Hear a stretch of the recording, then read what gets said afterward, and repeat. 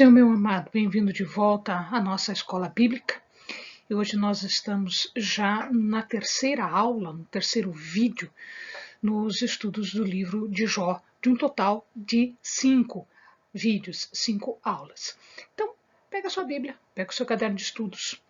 Ora o Senhor, pede a Ele discernimento, entendimento, conhecimento, sabedoria.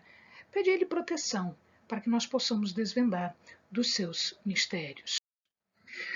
Bem, nós vimos nos encontros passados, nos vídeos passados, uma introdução e falamos do primeiro ciclo de diálogos, de debates de Jó e dos seus amigos. E agora nós vamos começar o segundo ciclo de diálogos, segundo ciclo de debates. Alguns estudiosos dizem que esta primeira fala de Jó, na verdade, é a última fala do primeiro ciclo, quando ele responde a Zofar, que foi o último amigo a falar. Alguns dizem que não, alguns dizem que aqui começa o segundo ciclo porque ele fala de novo, apesar de que ele está respondendo a tudo que foi dito anteriormente. De qualquer forma, pertencendo ao primeiro ciclo, pertencendo ao segundo ciclo, isso para nós agora é indiferente. O que nos importa é o conteúdo desta primeira fala de Jó. Muito bem, primeira questão, ele questiona a teologia dos amigos. Que teologia é essa? Para eles havia apenas uma explicação para o sofrimento. Se uma pessoa sofre, significa que ela está em pecado. Esta teologia, ela reflete na lei da colheita segundo a semeadura. Para ele só existia essa explicação, não existe outra explicação. Veja que, quando nós dizemos que para ele só existia essa, não quer dizer que esta seja uma explicação errada. Não. Na maioria das vezes, o sofredor é sofredor porque ele é pecador, porque ele está num caminho errado e, portanto, ele acaba sofrendo a partir dos seus pecados. O problema é que aqui não era o caso de Jó. Jó não era pecador. Deus, nós já vimos isso exaustivamente por mais de uma vez, isso é dito no livro de Jó. Jó não estava em pecado, Jó é inclusive chamado de meu servo. Então, na verdade, o que eles estão falando a respeito desta lei não é errado, não está errado, ele só não se aplica a Jó. Então Jó diz que eles não se aprofundam, eles não vão além. Ele como sofredor, ele está procurando uma explicação, mas ele não acha. E os amigos que deveriam ajudar nessa explicação também não estão ajudando, porque eles estão dizendo que Jó é pecador. Então deveria ter uma outra resposta.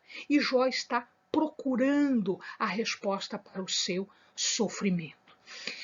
E aí ele questiona todos os seus amigos. Nós vimos que cada amigo fala com base num fundamento. Ora um pela experiência, porque foi o primeiro a falar, ora outro pela tradição, ora outro pela pura e simples arrogância de achar que sabe de tudo. Então, na verdade, o que Jó questiona é a autoridade da experiência, é a autoridade da tradição, é a autoridade da arrogância na aplicação de uma regra que não se aplica. E ele confronta os amigos com isso. E aí ele pede uma audiência com Deus. Não adianta ele continuar discutindo com os amigos, já que os amigos não vão auxiliá-lo. Os amigos não estão ajudando, muito pelo contrário, os amigos estão dificultando as coisas. Então ele pede uma audiência com Deus. Mas ele ainda confia em Deus? Claro que ele ainda confia em Deus. Olha esta passagem que linda. Ainda que ele me mate, porque o que Jó estava vendo? Ele estava sofrendo tanto que ele não via mais nada na frente dele a não ser a morte. E aí, em verdade, ele começa a questionar Deus exatamente se ele está sofrendo isso tudo injustamente. Se ele falar alguma coisa, de repente Deus o mata de vez. ele tem esperança em Deus. Ele tem esperança em Deus. Ele não está esperando no homem, ele não está esperando nos amigos, ele está esperando em Deus. Ainda que ele me mate, mesmo que o resultado de todo esse sofrimento seja a morte, e aliás, ele está esperando a morte, ele está pedindo a morte, ele confia em Deus, porque Deus vai fazer a melhor coisa lá no final. Eis que me matará, já não tenho esperança. O que nós vemos aqui é, psicologicamente, Jó está entrando num estado profundo de depressão e de pessimismo. Entretanto, olha o que ele fala: contudo, defenderei meu procedimento. Ou seja, eu não estou procedendo mal, eu nunca procedi mal. Tudo que eu fiz de errado eu pedi perdão, eu sacrifiquei, eu fiz holocaustos para perdão. Então, em verdade, eu não vejo nada que tenha feito de errado, portanto, eu vou defender o meu procedimento. É preciso ter muita coragem, é preciso ter muita segurança de que você está andando no caminho correto para dizer uma coisa dessa. Defender o seu procedimento, porque se você defende o procedimento e você é iníquo, o fim é terrível, o fim é absurdamente terrível. E aí ele compara a si, a vida do homem, com a vida de uma árvore. Olha que passagem muito linda. Nós já usamos isso, eu já usei isso muitas vezes na minha vida. O amado provavelmente já deve ter usado muitas vezes isso na sua vida. Olha o que ele diz: pelo menos há esperança para a árvore. Se for cortada, ainda se renovará e não cessarão os seus renovos. Se envelhecer na terra a sua raiz e morrer o seu tronco no pó, ao cheiro das águas brotará e dará ramos como a planta. É claro que Jó, aqui ele está usando uma figura de linguagem, ele está usando uma árvore, né, no seu aspecto de vida, que é cortada, seca, mas o que é que nós temos aqui? Nós temos uma aplicação bastante profunda na nossa vida espiritual.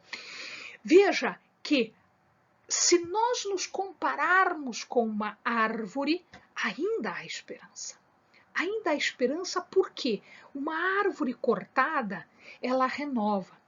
O que acontece quando um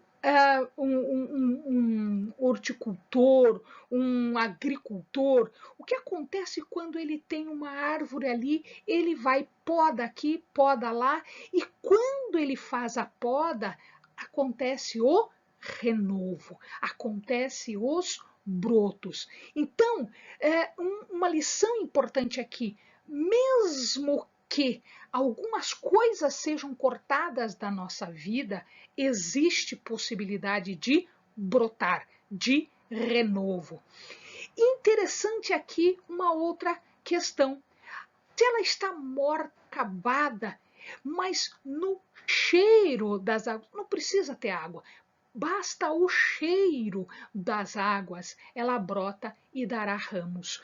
Então, o que são estas águas? O que é este cheiro de água? Espiritualmente, esse é o Espírito de Deus. Então, em havendo o Espírito de Deus, em vindo o Espírito de Deus, mesmo que nós estejamos ressecados, mesmo que nós estejamos envelhecidos em nossa raiz, quando o Espírito de Deus vem, nós nos renovamos, nós brotaremos e nós damos ramos novamente.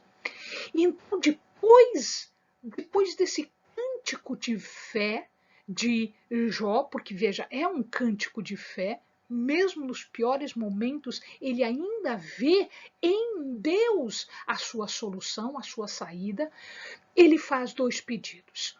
Primeiro pedido: alivia a tua mão está muito pesada, o castigo está muito pesado, alivia a tua mão e tira, não me aterrorize, porque ele estava aterrorizado. Existia terror na vida de Jó, então ele pede isso tudo. E aí, no final deste diálogo, deste primeiro diálogo, nós vamos ver uma coisa interessante. Por que será que Jó está sofrendo tanto?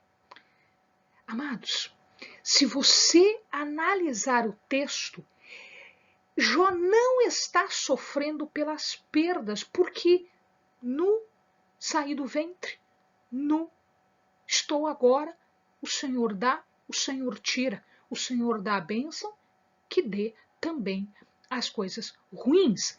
Então não era isso. O que estava deixando Jó pessimista? O que estava deixando Jó depressivo? O que estava deixando Jó rebelde no sentido de requerer alguma coisa? Era o silêncio de Deus. Ele não entendia por que Deus, que sempre falava com ele, agora se cala. O silêncio de Deus, isso é razão para uma série de vídeos, né? O silêncio de Deus, ele tem várias razões. Existem vários motivos pelos quais Deus silencia. Pode não ser a hora, a lição pode não ter sido aprendida ainda, pode ser até pecado. Por quê? Por que eu digo isso? Quando Jesus estava na cruz, levando os nossos pecados, porque sobre ele estavam os nossos pecados, Deus estava saindo, né, de perto de Jesus. Porque ele diz assim: Deus meu, por que me abandonaste? Naquele momento era pecado. Naquele momento era pecado, e já tive a oportunidade de explicar isso para o amado. Por que era pecado? No caso de Jesus, lá na cruz, porque estava sobre ele todos os nossos pecados. Tá? Aqui, pode ser, não é o momento, pode ser, ainda não acabou, pode ser uma série de coisas. Na nossa vida, às vezes Deus silencia. E este talvez seja o pior momento de nossa vida, o momento em que nós clamamos a Deus e nós não obtemos resposta. Deus silencia.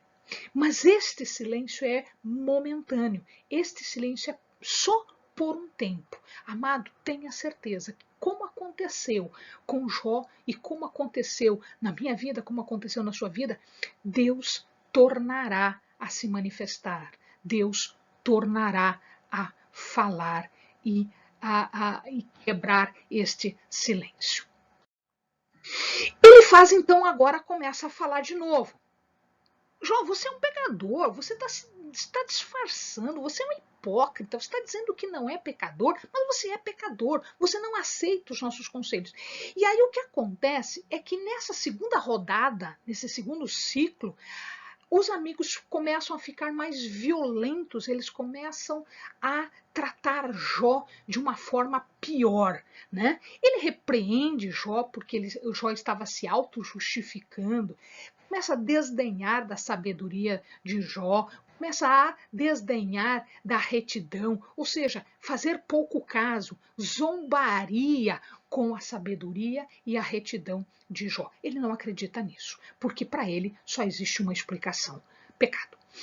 Ele tenta ensinar Jó, ele tenta dizer: Jó, não se revolte, Jó, você é vaidoso, arrogante de ser justo. Você não é justo, então não se revolte, não queira dizer uma coisa que não é. Portanto, ele começa a pegar um pouco mais pesado com Jó. Jó, então, pede para os amigos que tenham um pouquinho de sensibilidade, que tenham compaixão, que olhem tudo que ele está passando, inclusive no seu íntimo, tudo que ele está passando. Os amigos são insensíveis, eles estão cegos, eles não veem a situação de Jó. Aqui, amados, os amigos, o que Jó está dizendo é que os amigos não se colocam na posição do sofredor. O que acontece com Jó é que ele não tinha mais força. Ele não tinha mais força física, ele estava todo doente, ele estava todo em forma de chagas e feridas, pus para todo quanto é lado, ferida, tudo aberto, tudo doído, tudo latejando, estava incomodando, não dava mais fisicamente. E isso começou a minar também psicologicamente. Psicologicamente, ele não tinha mais forças, ele estava arrasado, ele não tinha mais como reagir. E aí o que acontece? Ele vê que os amigos não vão ajudar ele nem em oração. Então ele se volta para Deus de novo. Deus, você está mudo, está impassível. Olha para mim, olha o que eu estou passando. Eu não estou entendendo por que, se eu nunca fiz nada, se eu não estou em pecado, por que eu estou sofrendo isso? Porque não, na época não existia nenhuma outra explicação. Todo mundo analisava superficialmente, ninguém ia a fundo na questão. E ele chega a pedir a morte, que a morte era melhor do que viver daquele jeito. Bildad, revoltado, começa a falar, irritado. Ele na verdade, falava violentamente, né? O Jó ele não confessa, se faz de inocente, está fingindo, é um pecador. Veja que toda a tua família sofreu. E aí, amados, quem já está sofrendo, ele perdeu a família toda. E aí o Bildad ainda bota o dedo no nariz do Jó, dizendo que foi por conta dele, por causa dos pecados dele, que a família inteira é morta. Olha que maldade. Olha que golpe baixo do inimigo, né? Ele perdeu a família, ele não vai ter posteridade. Naquela época, ter descendentes era o maior tesouro de uma pessoa. E Jó não tinha mais nada de descendente, porque todos os 10 filhos morreram, os 7 meninos e as 3 meninas, todas eles, ele não tinha descendente e não havia solução. Por quê? Por conta do pecado. Repreende Jó e tenta dar lição de moral. É fácil bater em cachorro caído, né? É fácil fazer como se fosse uma matilha de cão. Não sei se o amado já viu, numa matilha de cão, o que acontece é quando um cachorro está brigando com o outro, quando um cachorro cai, a matilha inteira cai em cima, batendo, mordendo, machucando. Então era isso que estava acontecendo. Era isso que estava acontecendo. Né? Todos os 3 amigos caíram, né, no xingamento, na acusação de Jó. Jó explica de novo o que ele está passando, ele tenta se justificar, ele tenta mostrar todos os danos e tenta fazer com que eles enxerguem que ele não tem misericórdia. Ao contrário, ele estava sendo humilhado pelos amigos. E aí ele começa, aí sim, agora Jó também começa a pegar pesado. Jó fala que Deus cometeu injustiça retirando dele tudo.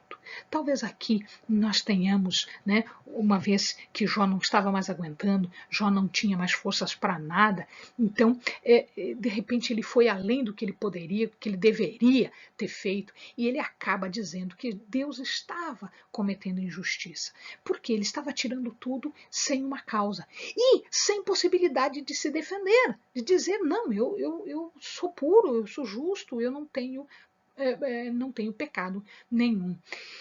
E olha aqui uma coisa interessante, ele fala aqui, nessa terceira fala dele, que ele está sobrevivendo apenas com a pele dos dentes.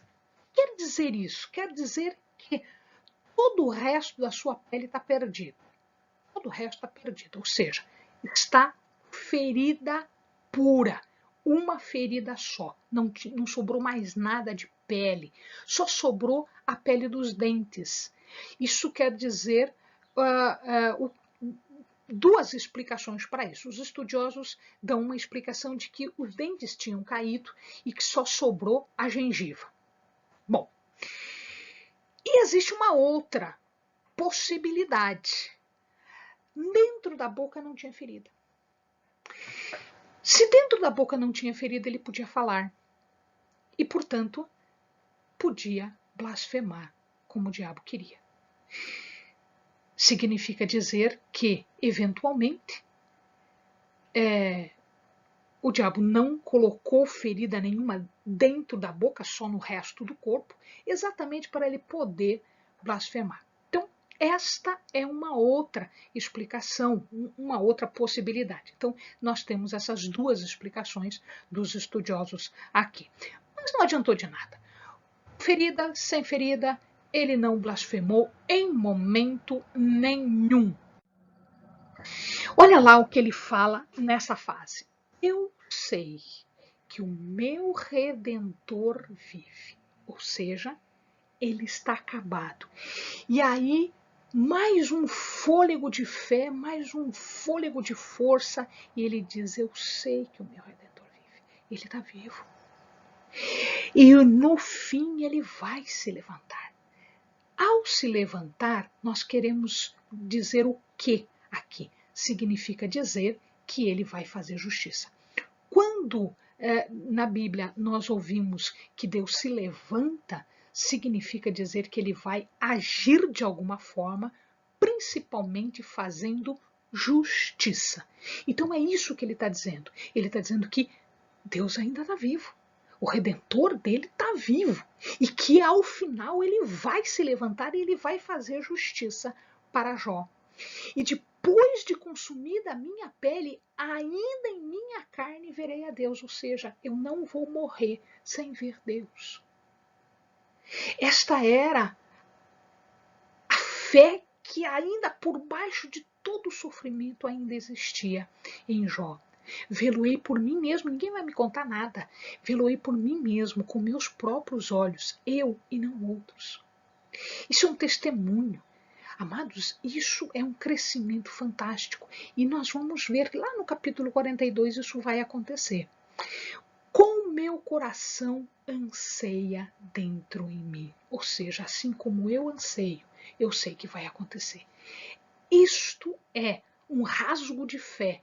Ainda existia por baixo de toda a ferida, por baixo de todo o sofrimento, por baixo de todo o terror, ainda existia um rasgo de fé. Ainda estava lá dentro uma fé que Jó nutria e que Jó agora manifestava. O Zofar agora ele acaba com Jó. Zofar é o último a falar e todos os outros já falaram tudo violentamente, né? E aí Zofar diz, ninguém tem nada a aprender, vocês se acham sábios. Vocês não são sábios, vocês não estão vendo, olha aqui esse homem, ele estava furioso, ele estava impiedoso, né? E ele começava a xingar. Jó é um malfeitor, está sendo castigado, ele é ímpio, presunçoso, arrogante, orgulhoso. Ele devia se consertar. Tudo que resulta da iniquidade é sofrimento, miséria, falta. E é isso que Jó está vivendo. Ou seja, não adiantava absolutamente nada que Jó dissesse ou mostrasse. Todos eles estavam cegos, cegos para o que estava acontecendo. Na sua arrogância de experiência, na sua arrogância de tradição, na sua arrogância, porque eu conheço tudo. Nenhum deles.